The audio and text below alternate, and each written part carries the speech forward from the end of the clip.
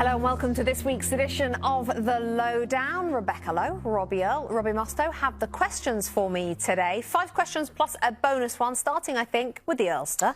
It is, and it's the big subject of the weekend, Rebecca. What should be done about the current handball rule? Big exhalation to start the show. What should be done is that the big stakeholders in the game should all get together and protest to IFAB, who have made this amendment to the rule, to get them to tweak the wording, to change it back to the days where it was a little bit more subjective. We still had arguments, but was it deliberate or was it accidental? Because ultimately, you should punish something if it was deliberately against the laws of the game. You shouldn't punish it if it was accidentally against the laws of the game. But so what should happen is that. What will happen is absolutely nothing. Next question. Oh, thanks. Nothing's going to happen. OK, another easy question. Oh. Is Ole Gunnar Solskjaer the right man for Manchester United? Oh, goodness me. He got away with one, in his own words, this weekend with that late victory at Brighton, which seems forever ago, yesterday morning. No, I don't think he is. I think you made a great point about you're not sure, even after 18 months. We still don't quite know because it doesn't seem to get a nice run where you can judge him one way or the other. It's either up or it's down. So you're kind of just deciding and then he changes it and it's rubbish again or rubbish and then they get good again. Ultimately, no, because you shouldn't, after 18 months, have all of that at Man United. You should have that. In fact, you should have that. And therefore, no, is the answer to that. Question 3. What should Everton's target be in the Premier League this season? 3 wins and 3. A target has to be top 6. I know Robbie on the show said top 4 is a target, and you should always aim high, of course. I mean, you should aim to win the title, shouldn't you, if you're a decent side? Is it not realistic, then, for top 4?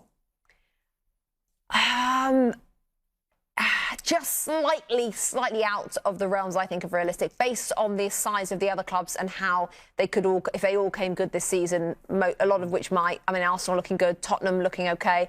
Man United, not sure. Man City are probably going to be in there, although I know you think not. Liverpool. So 4, I mean, there's a lot of 6, yes. Top 6, Carlo Ancelotti's done a great job. Top 4, Manager of the Year. Wow, big shout. I mean, from where they were last season, bottom half. Yeah. I mean, he's just world class. They're just, how lovely is it that we're talking about Everton, 3 wins and 3? Could they be going for top 4? Week 30, we're still talking about Everton. I know, I know. OK, next question. Chelsea. So what's Frank Lampards' biggest problems right now at the club? I think his biggest problem right now is a lack of time, but too many games, if you know what I mean. He's got so many games coming thick and fast, and he hasn't got enough time in training to try and work out his best team, his best defence, his best front line. He's got a lot of injuries as well, that's another issue. But he's got so many games that he's going to be learning through games rather than through training, which is OK. But the problem is the more games you have, the more poor results you have, the more pressure you get. And the quicker then you have to learn. So I think that he's got a lot of great players, but his biggest problem is he doesn't know his best starting 11 at all. Like, I don't think he's even close. That's his biggest problem. Big question. Does a Panenka penalty show a little disrespect to the goalkeeper, or are you OK with it? So we had this debate, didn't we, a couple of times over the weekend, and I know that you're OK with it and you're not.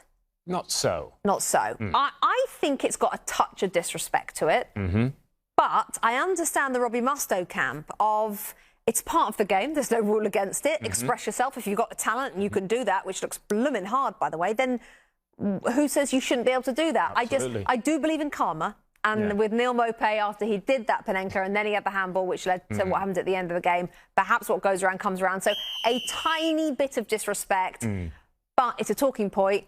It's something different. Bring it on. Bonus question? Bonus, I've got it.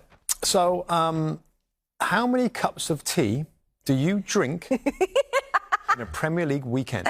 OK. Well, the size of cup is very interesting with this because it's gone up, hasn't it? Have you noticed that? The size of cup this season is double, I would suggest, what it's been for the last 7 years. Are you counting 1 cup as 2? Yes. So on an average day, from the moment I wake to the moment I go to bed during a working day, maybe let's call it a Saturday, yesterday, I had 1, 2, 3, 4, 5, 6, 7, 8. I had 10 cups of tea yesterday, but 5 in a mug. But it was 10 because they're massive mugs. So 5 on a Saturday, 5 on a Sunday. No, 10 yesterday. So 25? No, I didn't have as many today. Yeah, about 25, yeah. Nice number. Caffeined up. A lot of tea. It's a lot of tea. That was a lowdown this week. Hope you enjoyed it.